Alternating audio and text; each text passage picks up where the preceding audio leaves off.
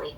There are a number of ways that schools around the world are starting to open up or have been opened up. And in fact, in some countries, schools haven't closed, taking into account a plan in place that when those schools open up, understanding how they can inform parents and students about how to behave appropriately in school in terms of physical distancing, wearing masks if the child is of the right age, some of the adults wearing masks in certain areas if the virus is circulating, opening up of windows, making sure that there's good ventilation in the school systems, making sure that there's a plan in place should there be any students that are sick that need to be tested, if any of those children test positive or workers test positive.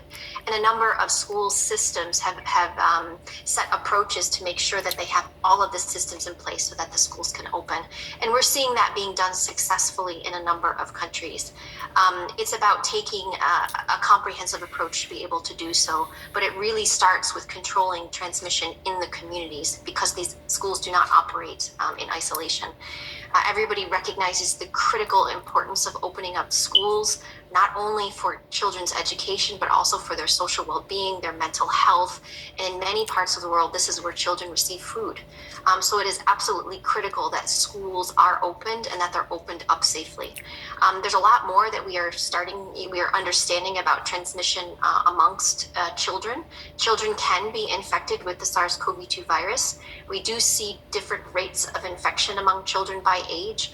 Luckily, so far, all of the evidence we've seen across countries is that children tend to have more mild infection, if not asymptomatic infection, but that is not universal. There are some children that have experienced severe disease, and there are some children who have died from infection. But the vast majority of children who are infected tend to have mild disease. This is true with the virus variants as well. We do also know that children can pass the virus to others.